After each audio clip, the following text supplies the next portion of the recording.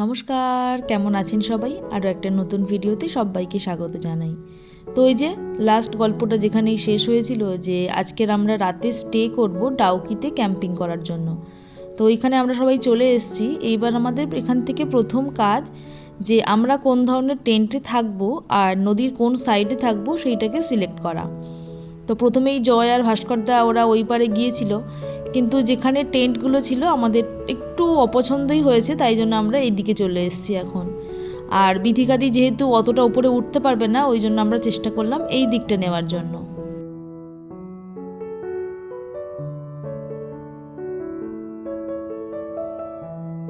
এখানে মোটামুটি ওই 3 থেকে 4 ধরনের টেন্ট আপনি পাবেন। এবার আপনি কেমন ধরনের লোকের সঙ্গে বেড়াতে যাচ্ছেন সেটা ডিপেন্ড করে। যেমন ধরুন আপনি ফ্যামিলির সাথে যাচ্ছেন বা বন্ধুবান্ধবের সঙ্গে যাচ্ছেন বা অন্য কারোর সাথে যাচ্ছেন, সেটা হিসাবে তো অবশ্যই ভ্যারি করে। আর তার সঙ্গে ভ্যারি করে যে আপনি কমফোর্টেবল চাইছেন নাকি অনেকটা উঁচু খালার মধ্যেও না ওরা দিয়ে দেয়। সেটা হয়ে যায় একদম র অ্যাডভেঞ্চার, যেটা মানে এই যে অ্যাশ কালারের যে তাঁবুগুলো সেইগুলো ছিল একদম ওই 1000 টাকার মধ্যেই, কিন্তু এই যে পিঙ্ক কালার সেটা ডবল প্রোটেকশন ছিল, প্লাস একটু ভাড়াটা বেশি ছিল আর স্পেসটা অনেক বড় ছিল। আর এই দেখুন এই কালু কিন্তু আমাদের সঙ্গে সারাটা রাত ছিল, ইভেন সকাল পর্যন্ত আমাদের গাড়ির ওখানে পৌঁছেও দিয়ে এসেছিল। আর আমাদের জয় যেহেতু একটুখানি এদেরকে ভীষণ ভালোবাসে, এদেরকে খাবার দাবার দেয়, তাই আমাদের সবাইকে ছেড়ে ও কিন্তু ওর পিছনেই বেশি ঘুরছিল। আর এখন আমরা সবাই মিলে, ইভেন আমাদের যিনি ড্রাইভার ভাইয়া ছিল উনিও চলে এসছে সবার সাথে কথা বলে দিতে। আর আমরা একটু বার্গেনিং করেছিলাম, কেননা ওরা প্রচণ্ড হাই রেট বলছিল, কিন্তু অনেকক্ষণ বলার পরে তারপর ওরা দুটোতে মোটামুটি রাজি হয়ে গিয়েছিল, আমরা যেমন চাইছিলাম। এই যে দেখছেন এই দুটোই আমাদের জন্য ফিক্স হয়েছে। আর যেটা একটুখানি কাছাকাছি এবং উঠতে সুবিধা হবে সেইটা হচ্ছে বিথিকাদির জন্য।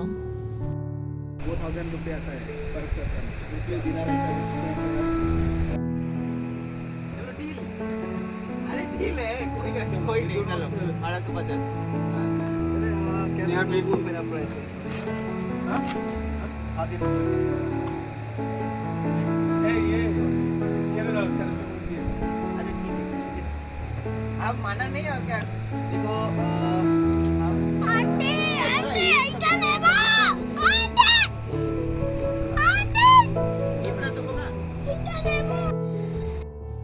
মানে আমি এখনও যখন এই ভয়েস ওভার করছি তখনও ভাবতে পারছি না যে একদম নদীর পাশে, বলা ভালো নদীর ওপরেই একটা রাত কাটিয়ে দিয়ে এলাম। অসম্ভব ভালো একটা রাত ছিল, মানে সমস্ত কিছু দিক থেকে। আকাশের ওপরে চাঁদ, না ছিল এক ফোঁটা বৃষ্টি, আর চাঁদ সে এত সুন্দর আলো লাগছিল না চাঁদের আলোতে বসতে। আর তার পাশে থেকে ওই যে নদীর কলকলানি আওয়াজ, আর সেই সঙ্গে আগুনের একটুখানি যে তাপ, মানে সব মিলিয়ে মিশিয়ে একটা অভূতপূর্ব যে আনন্দ বলে না, সেটাই আমাদের হয়েছিল। আর এই যে আমি আর গোলু আমরা দুজনেই আবার একটুখানি ক্রাফটের দিকে ঝোঁক, তাই ছোট ছোট কিছু পাথরও কিন্তু আমরা কুড়িয়ে নিয়েছিলাম। আর আমরা সবাই এখন লাগেজ টাগেজ নিয়ে চলে এসেছি আমাদের যে যার টেন্টগুলোতে। এখন একটু ফ্রেশ হতে হবে, অনেকটা সকালে বেরোনো, আর মাঝে একটু চাপও হয়ে গেছিলো অনেক, তাই একটু সবাই ফ্রেশ হয়ে তারপর আবার আমরা বাইরে চলে আসব। আর বললাম যে বিথিকাদির জন্য একটুখানি প্রবলেম হয়ে যেত, তাই আবার যাদের টেন্ট ওই ছেলেটি কি করলো, ওই কিছু পাথর নিয়ে এসে একটু যাওয়ার জায়গাটা উঁচু করে দিল, যাতে খুব সহজেই দিদি পৌঁছিয়ে যেতে পারে। আমাদের এই টেন্টগুলো পার হেড নিয়েছে 1300 করে, ওরা কিন্তু আরও অনেকটাই দাম বেশি বলছিল। তাই আপনারা যাবেন একটুখানি চেষ্টা করবেন একটু কথা বলে কমিয়ে নেওয়ার জন্য। আর কি বলুন তো, ওদেরও তো মানে এটাই একটাই, এদের ওপরে সংসার চলে, তাই চেষ্টা করবেন খুব বেশি বার্গেনিং না করতে। আমরা যেটুখানি না করলেই নয় সেইটুখানিই করেছি, কিন্তু এর মধ্যে না কোনো খাবার ইনক্লুড ছিল না। মানে প্রথমে আমরা ভেবেছিলাম যে হয়তো একটার সঙ্গে খাবার ইনক্লুড, কিন্তু পরে দেখলাম যে না, কোনো খাবার ইনক্লুড নয়। আবার ওনাকে বলতে যে আমরা তো এখন এখানে কোথায় খাবার পাবো, তো ওরা বললো ঠিক আছে আমরাই ম্যাডাম জোগাড় করে দেবো, আপনারা শুধু পেমেন্ট করে দেবেন। তো পরে যখন খাবার দিয়েছিল, পরে জেনেছিলাম যে ওর মা নিজেই রান্না করে পাঠিয়েছিল। আর যারা ভাবছেন না যে সামনে এরকম ক্যাম্পিংয়ে যাবেন, তাদের জন্য বলে রাখি যে যাদের একটুখানি ওয়াশরুম নিয়ে প্রবলেম আছে, মানে এখানে কিন্তু একটাই কমন ওয়াশরুম যেখানে আপনাকে যেতে হবে। হ্যাঁ, পে অ্যান্ড ইউজও আছে, কিন্তু সেইখানেও সবাই মোটামুটি যাচ্ছে, মানে আলাদা করে কোনো কিছু নেই। ইভেন এটাও দেখলাম যে অনেক বাড়িতে ওয়াশরুমও নেই ঠিক করে, তারাও কিন্তু ওই সরকারিভাবে যেটা করা সেটা দিয়েই যাচ্ছে, এবং সেটা যথেষ্ট পরিষ্কার। আমি তো ভেবে নিয়েছিলাম যে আমি পরের দিন হয়তো স্নান করে বেরোবো, কিন্তু সেটা এত ঠান্ডা যে আমি আর করে উঠতে পারিনি। আর রাতের বেলা দেখেছেন আমাদের টেন্টের যে ওই জায়গাটা কত সুন্দর লাগছে। আর শুধু যে আমরা ফ্যামিলি দুটো ছিলাম তাও নয়, প্রায় আরও 2-3টে পাশাপাশি ফ্যামিলি ছিল, তাদের মধ্যে একজন দিল্লির একটা পরিবার ছিল, তাদের সাথেও মিশলাম। তারাও বেশ বলছিল তারাও এসছে এইখানে ট্রেকিং করতে, সমস্ত মেঘালয়টা ঘুরে দেখতে। আর তারা তাদের মতন তারপরে চলে যাতে আমরা এখন লেগে গেছি আমাদের টিফিন অল্প কিছু খেয়েই তারপরে দেখলাম যে আমাদের রাতের ডিনারটা চলে এসছে। আর ডিনারে দেখুন একটা সুন্দর একটা কি বলবো জানি না এটাকে কি বলে, কিন্তু বেশ খেতে ভালো।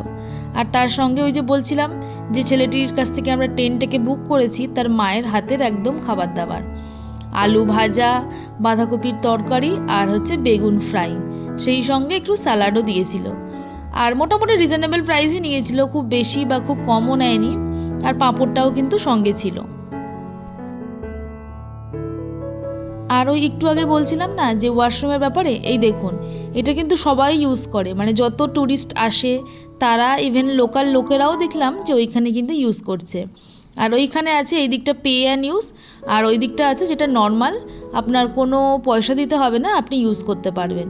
তো মোটামুটি সবটাই পরিষ্কার ছিল, জলের তো কোনো অভাব নেই, জল মোটামুটি দেখলাম পরিষ্কার এবং পুরোটাই ওপেন টু ইয়ার, মানে ওপরের দিকটা মোটামুটি খোলা আছে কিছুটা, ফলে খুব বেশি গন্ধেরও কোনো ব্যাপার নেই। আর এই যে সন্ধেবেলা, এটা একটা গল্প আছে জানেন তো, আমরা যখন ভেবেছিলাম যে এরকম কাঠ দিয়ে আমরা একটুখানি আগুন জ্বালাবো, কিন্তু ওরা বললো যে কাঠ দিয়ে আগুন জ্বালাতে গেলে তার একটা এক্সট্রা চার্জ লাগবে। তো আমরা বললাম এত টাকা তো এমনিই চলে যাচ্ছে, আবার এই কাঠের জন্য আগুনের জন্য চার্জ, এক্ষুনি তো শুয়েই পড়বো, থাক আর করে লাভ নেই। কিন্তু তারপরে আমাদের পাশের টেন্টের লোকজন ওরা বোধহয় করেছিল আগের দিন, কিন্তু পুরো কাঠগুলো পড়েনি, আমরা সেইগুলোকে নিয়েই একটুখানি আগুন জ্বালিয়ে নিলাম, দেশলাই তো ছিলই আমাদের সঙ্গে, সেই কাঠগুলোকে এক জায়গা করে ব্যাস আমাদের হয়ে গেল, তার ফলে আর এক্সট্রা চার্জটাও পে করতে হলো না। জানেন তো ছোটোবেলায় যখন এইগুলো সিনেমাতে দেখতাম ভাবতাম বাবা এগুলো হয় নাকি আদৌ, কিন্তু এখন যত দিনের সঙ্গে এগিয়ে চলছি, বিশেষ করে আরও যত বড় হচ্ছি, যত বাইরে বেরোচ্ছি, যে না এগুলো সবই হয়। তবে একটা অন্য ধরনের অভিজ্ঞতা ছিল। আর রাতে সত্যি ভীষণ ভালো ঘুমও হয়েছিল, মানে একটুও মনে হয়নি যে আমরা টেন্টের মধ্যে আছি। আর এই যে পরের দিনকে সকালবেলা এত ঠান্ডা লাগছিল, মানে পুরো হাড় হিম করে দিচ্ছিল। ওয়েদারটা দেখেই আপনারা বুঝতে পারছেন যে কি পরিমাণ ঠান্ডা লাগছে, আর সেই সঙ্গে হাওয়া ছেড়েছিল, মানে রীতিমতন আমার তো নাক কান পুরো বন্ধ। আগের দিনকে ঠিক করে স্নানও হয়নি, ওই যে করণস্রোতে স্নান করবো ভেবেছিলাম কিন্তু করতে পারিনি। আর এইখানে এসেও দেখুন সেই একই অবস্থা, এই ঠান্ডায় আমার পক্ষে স্নান করা সম্ভব নয়। তাই বললাম যা হয় হোক, এরপরে নেক্সট স্টেজ এখানে আছে, সেইখানে গিয়েই আমি একেবারে স্নান করব। আর তখনও ওরা ওঠেনি, ওরা রেডি হতে হতে আমি চলে এসেছিলাম নদীর এই দিকটাতে। এসে দেখলাম যে অসম্ভব ভালো লাগছে সকালবেলাটা। এরপরে এখান থেকে আমরা চলে যাব, এরপরে আমাদের বোটিং আছে, কিন্তু এইখানেও না আপনাকে বোটিং বা র্যাফটিং সব কিছুই করায়, তবে এইখানের জলটা একটু তুলনামূলক কম। আমরা যেখানটায় ডাউকিতে বাংলাদেশ বর্ডারের কাছে বোটিং করব, সেইখানে জলটা একটু বেশি আর বেশ অনেকটাই ক্লিয়ার। আর যেহেতু কালকের থেকে বৃষ্টি হয়নি, তাই আরও জলটা ক্লিয়ার হয়ে গেছে। ওপরের ওইটা দেখছেন, ওটা কিন্তু পুরোটাই সুপারি বাগান। আর এই দেখুন কালু চলে গিয়ে তার বদলে লালু চলে এসছে। একেও সকালবেলা কিছু খেতে দিয়েছিলাম, তাই জন্য ও কিন্তু আমাদের সঙ্গেই রয়ে গেছে। লালু, চলুন আজকের মতন আমাদের ক্যাম্পিং শেষ, এবার আমরা বাড়ি যাই।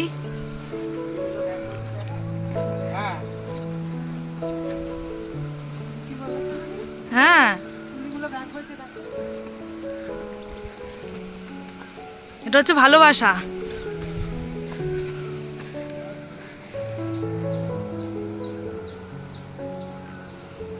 কয়েক ঘন্টার জন্য এখানেই আমাদের বাসস্থান ছিল, তো আবার এই প্রথম আমি বোধহয় প্রকৃতির এত কাছে রাত কাটিয়ে আসলাম। তার সঙ্গে তো ছিল প্রচুর অভিজ্ঞতা, প্রচুর ভালো লাগা, ভালো মানুষদের সঙ্গে পাশে থাকা। আর তারপরে আমরা এখন ওখান থেকে বেরিয়ে গেছি, এখানে এই যে এসছি বাংলাদেশ বর্ডারে। তো এইখানে আমাদের কিছুক্ষণ নামিয়ে দিয়েছিল এবং আমরা সেখানে অনায়াসেই ভিতরে গেলাম এবং গিয়ে সমস্ত দেখছিলাম যে ওই দিকের বর্ডারে যাওয়া যাবে কি না। অনেক মানুষ দেখলাম দাঁড়িয়েও আছে যারা এইদিকে আসবে, আর প্রোটেকশান তো সবসময় থাকে। তারপরে আবার ওইখানকার একজন জওয়ান দাঁড়িয়েছিল, তাদের সাথে আবার কিছুক্ষণ দেখলাম সবাই কথাও বলছিল, বেশ ভালো লাগছিল। কিন্তু কালকের রাতের যে অভিজ্ঞতাটা, সেটার সঙ্গে সত্যির তুলনা হয় না। একদম পুরো রিফ্রেশ লাগছিল। ওই যে বলছিলাম না যে করণসুরিতে গিয়ে একটু মনটা খারাপ হয়ে গেছে, কিন্তু এই ডাউকিতে ক্যাম্পিং করার পরে সেই সমস্ত খারাপ লাগাগুলো যেন এক নিমেষে পুরো হাওয়া হয়ে গেছে। আর এই যে দেখছেন, এইটা হচ্ছে বাংলাদেশ বর্ডার। এইখান থেকে আপনি মাত্র 2 পা ওপারে দিলেই চলে যেতে পারবেন নতুন একটা দেশে। তো আজকের ভিডিওটা এই পর্যন্তই। এর পরের নেক্সট পার্টে আসছে এইখান থেকে আমরা যাব ডাউকিতে বোটিং করতে। তো চলুন, সবাই ভালো থাকবেন, সুস্থ থাকবেন, সাবধানে থাকবেন। আর আমার এই ভিডিওটা কেমন লাগলো অবশ্যই কমেন্ট করে জানাবেন। যদি ভালো লাগে একটা লাইক করে দেবেন। আর যদি আপনাদের কোনো প্রশ্ন থাকে যে ডাউকিতে ক্যাম্পিং করতে কেমন কি খরচ, কোথায় করবেন না করবেন, তাহলে আমাকে অবশ্যই কমেন্ট করে জানাবেন। আমি যতটুখানি জানি আপনাদেরকে অবশ্যই সাহায্য করব এবং চেষ্টা করব একটা সঠিক গাইডেন্স বলে দেওয়ার। কেননা আমি হয়তো এটা ফার্স্ট টাইম, কিন্তু জয়ের এটা প্রায় 2-3 বার হয়ে গেছে। তো টাটা।